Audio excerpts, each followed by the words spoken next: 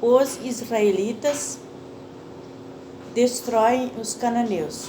Ouvindo o cananeu, o rei Arade, que habitava para a banda do sul, que Israel vinha pelo caminho dos espias, pelejou contra Israel e dele levou alguns deles por prisioneiros. Pegou alguns dos filhos de Deus e levou por prisioneiros. Então Israel fez um voto ao Senhor, dizendo: se totalmente entregares este povo na minha mão, destruirei totalmente suas cidades.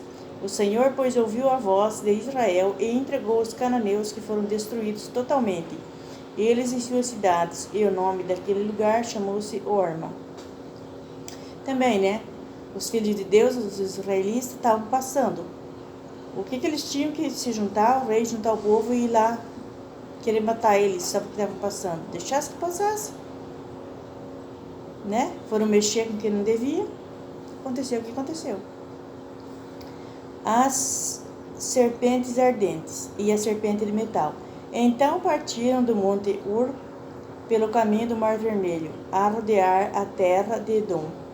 Porém, a alma do povo angustiou-se nesse caminho, e o povo falou contra Deus e contra Moisés. Por que nos fizeste subir do Egito? Sempre a mesma história. Por que nos fizeste pedir para sair, depois que estavam indo, por que eles fizeste subir do Egito? Mas eles não pediram 400 anos para sair lá? Por que nos fizeste sair do Egito para que morrêssemos nesse deserto? Pois aqui não tem pão, não tem água. E a nossa alma tem fastio deste pão tão vil. Então o Senhor mandou entre o povo serpentes ardentes que morderam o povo, e morreu muito povo de Israel. Pelo que o povo veio a Moisés e disse: havemos pecado, porquanto temos falado contra o Senhor e contra ti. Ora a Deus que tire de nós estas serpentes. Então Moisés orou pelo povo. E disse o Senhor a Moisés: faz uma serpente ardente e põe-na sobre uma haste, e será que viverá todo mordido que olhar para ela. E Moisés fez uma serpente de metal e pô-la sobre a haste, e era que, mordendo alguma pessoa, mordendo a serpente, alguém olhava para a serpente de metal e ficava vivo. Aqui é mais ou menos uma idealização de quando Cristo ia ser pendurado na madeira. Quem olhar, porque até hoje, quem olhar para Jesus será salvo. É mais ou menos isso que Deus fez. Mostrando que seria assim dali a muitos anos. Jornada dos israelitas. Então os filhos de Israel partiram e alojaram-se em Obote. Depois partiram de Obote e alojaram-se em outeiros de Abarim, no deserto que está de fronte de Moabe, ao nascente do sol. Dali partiram e alojaram-se junto ao ribeiro de Zered.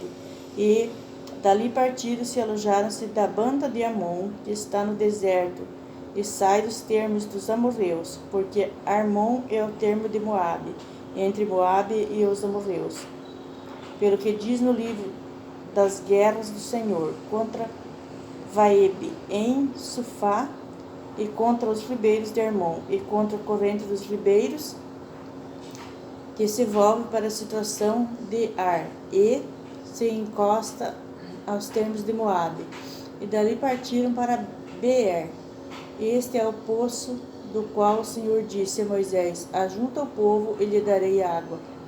Então Israel cantou um cântico sobre o poço, a voz: cantai dele tu, poço que cavaram os príncipes escavaram, e os nobres do povo, e os legisladores e os seus bordões.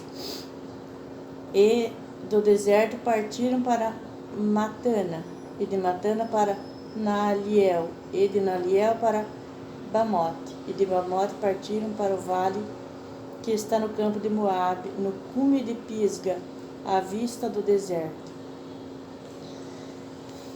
Esse está em Números 21, se vocês quiserem conferir. Se tiverem alguma dúvida, quiserem fazer pergunta, eu não sou sabe tudo, mas eu posso pesquisar e responder. Tá bom, meus amores? Amanhã tem mais. Um beijo.